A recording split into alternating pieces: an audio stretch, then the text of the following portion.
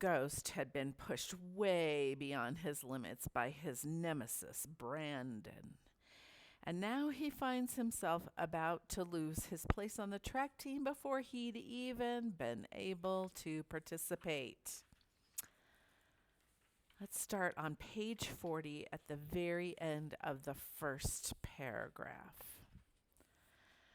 But what was I supposed to do? What would you have done? I asked Mr. Marshall.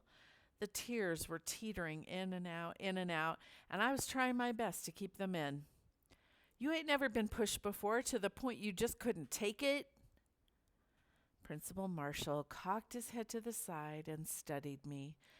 Then he hunched forward again and put his face in his palms, as if he was remembering a time he went through this. Then he wiped his hands down his face like he was washing that memory away. I'm going to deal with Brandon. But you, he said, his voice now a little softer. You got to get it together, Castle. I know you've been through some things, but you just can't keep doing this. He stood up from his desk and came around to the front. I'm not going to give you a full suspension this time, but you do have to go home for the rest of the day. He reached behind him for the big black telephone. Here, he held the phone toward me. Call your mom. Now, I know that Principal Marshall was letting me off the hook big time, and there was no way I could call my mother and tell her that I needed her to come get me from school. No way. I hadn't even really been on the track team, and I was already about to be kicked off. I hadn't even been to a practice yet. Plus, what was I going to say? That I punched a jerk for talking trash about me? I mean, that is what happened. And as awesome as that sounds, my mother would have hit me with the, "How many times do I have to tell you to be the bigger person?" followed by some crazy punishment that involved me coming to the hospital with her, which was always whack. I can't, I shot back at the principal. You can't what? I can't call her. He looked confused. And why not? I don't know, I said, trying to think of a good reason, a good lie, but nothing came. I just can't. And then it hit me. But I can call my uncle. Your uncle, he said matter-of-factly, like he knew that was impossible. The other thing I should tell you about files is that sometimes they have way too much information in them. Stuff that don't be nobody's business. And where is this uncle? He's working, but he can come get me. Why haven't I ever heard of this uncle before? He asked suspiciously. He's been gone, I explained, trying to keep a straight face. Looked him dead in the eye. But he's back now.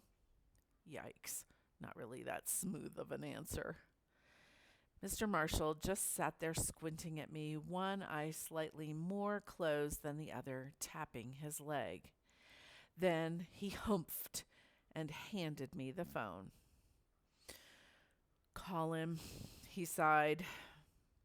I unzipped my backpack and dug around for the card that said the Defender's Coach in black block letters. I dialed and waited while it rang. Come on, pick it up, I thought. Please pick it up. Yes. It was Coach's voice on the other end of the phone, but he didn't say hello or nothing, so it caught me off guard. Hello, I said. Who's this? It's me, Castle. I spoke low into the phone. Ghost. Ghost? Boy, what are you doing calling me at, he paused, I guess to check the time, at 12:22. Ain't you in school? Yeah, but I need you to come get me, I said, looking up at Principal Marshall, who was staring a hole in my head. I was trying not to say uncle, which was what he was waiting for. I got in trouble. What? Coach said, and before I could say anything else, he told me to hold on. 975, ma'am. Uh-huh. Thank you so much. Have a good day. And the sound of a door slamming. Now, what you talking about, Ghost? I got in trouble and they're suspending me for the day, so I need you to come get me. Why you calling me? Why don't you call your... And before he could even finish his sentence, he answered his own question. Oh, I see. Kid, you're already killing me. I glanced up at Principal Marshall again. He was getting antsy, and I knew I only had a few seconds before he snatched the phone. Turns out I had even less than a few seconds. Give me the phone, Principal Marshall said, getting up and grabbing it from me. Then he aired everything out. Hello, Principal Marshall here. Is this Castle's uncle? I dropped my head and waited to pretty much be body slammed. Huh? Yes. Well, I need him off the premises as soon as possible, just for the rest of the day. Principal Marshall sat on the edge of his desk waiting for me to look him in the eye, but I wouldn't. I just looked around the office at all the posters that said stuff like excellence and discipline. And he had pictures of past students, probably kids who did excellent things, disciplined things, holding ribbons at a science fair, clutching a trophy, some kid giving the camera a thumbs up like a cornball. Probably all good students. Not kids like me. Mr. Marshall was uh-huhing Coach. Uh-huh, I see. Okay. Then he handed the phone back to me, but Coach had already hung up.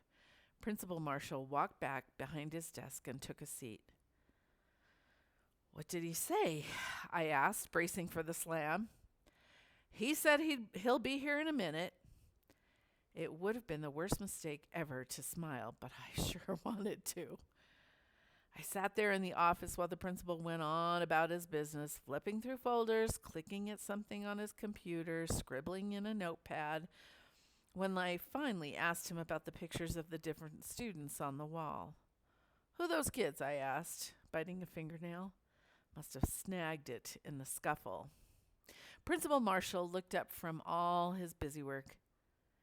You don't get to ask me questions until tomorrow, he snapped. His tone was sharp, and I could tell he wasn't playing. I don't want to hear your voice. Your job right now is to sit there and wait for your uncle. Got it? I just nodded and sank into myself. Thankfully, it wasn't too long before Coach came marching up the hallway. The look he gave me was just as bad as the look Mr. Marshall had given me, which were like the looks my mom gave me whenever I was in these situations.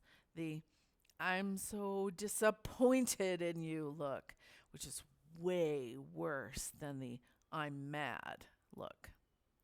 I'm here to get Castle, Coach said to the secretary, Mrs. Dixon. Okay, just sign him out, she said. Coach scribbled something on a piece of paper, checked his watch, jotted the time down, met the principal, shook his hand, apologized to him for what I did, and we were out of there. On the way down the hall, Coach didn't say a thing. Not a word. But as soon as we got in his cab, he lit me up. What were you thinking, telling those people I'm your uncle? Do you know that's probably against the law? I'm not sure if it is or isn't, but probably is. And if it is, you got me out here committing crimes. I've known you for one day, and I just kidnapped you. I kept quiet because Coach was really mad. Plus, I was super grateful that he came and got me, and I didn't want to say anything to mess that up. Shoot, he might have turned around and took me back to the school if I said the wrong thing. Then finally, after a few minutes, he calmed down a little and asked, What happened anyway? I got in a fight. I stared out the window as we passed Mr. Charles's store. Care to elaborate? Coach pried. Okay, so there's this dude, Brandon Simmons. He's always getting on me about my mom and where I live and how I look and all that. And today I just couldn't take it no more. I faced Coach. He glanced at me and then back to the road. So I jumped on him, beat him down. And what? You think that makes you tough? Coach scoffed. I thought about it for a second. I don't know. Does that make it right? He asked. What is it about adults that makes them all just say the same things? Like they all studied the same book about grown-upness, memorizing phrases like, "Does that make it right?" and "be the bigger person." I just shrugged, spoke with my shoulders. I kind of wanted to say, yes. Yes, me punching Brandon in the face makes it right because he had been begging for it forever. It made it right for everybody he joked on, and those kids would have given me their honor roll certificates for what I did.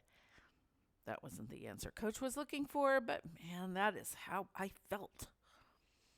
Coach drove through town, and eventually we ended up at Martin Luther King Park.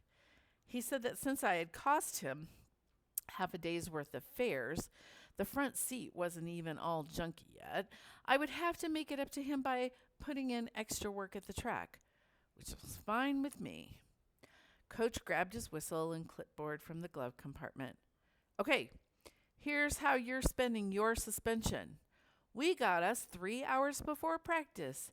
We're going to use this time to get you caught up on the way all this goes. How all what goes? Being on my team, boy. I could tell he was still irritated, but not as much as he had been. We headed over the track, the bright white lines marking out the red lanes, the green field in the middle. Okay, so first things first. Where's your practice clothes? Coach asked. These them, I said. You have on jeans and high tops, he stated the obvious. I looked at myself. There was a stain on my sneakers, a new one, maybe ketchup or chocolate milk. So, I said, what's wrong with that? Coach sat down on the bench, stretching his legs out. You know what? Don't worry about it. We'll figure that out later. Let's just start with some stretching. Apparently, there was a whole slew of different kinds of stretches, and Coach showed me how to do them all. Each one was for a different reason. This one was for this part of the leg, that one was for that part of the leg, another one for your back, then jumping jacks, toe touches, push-ups. It all seems silly to me, but not as silly as the next part, the 2-lap warm-up jog. Me and Coach bounced around the track, him telling me to keep my arms tucked, which was actually hard to do. He said running form is everything when it comes to running, and that it has more to do with form than how fast your legs move. That didn't sound right. To me, it seemed like if my arms were tucked, but my legs weren't moving fast, then I wasn't going to be beating nobody. Just common sense. But then again, I didn't think a 2-lap jog, as slow as we were jogging, would get me going. But by the time we finished, I was pouring sweat. Good, he said as we got back to the bench.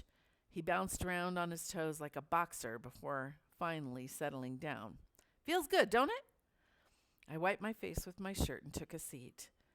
I was tired and energized at the same time, which was weird. I didn't do it to make me feel tough, I blurted out of nowhere. Coach stopped bouncing. He sat down next to me and grabbed a towel from his bag. What are you talking about? He asked, wiping sweat from his bald head, more like buffing it off. What you asked me in the car if beating up Brandon makes me feel tough, I reminded him. I said I didn't know, but I do. We locked eyes. The answer is no. It don't make me tough.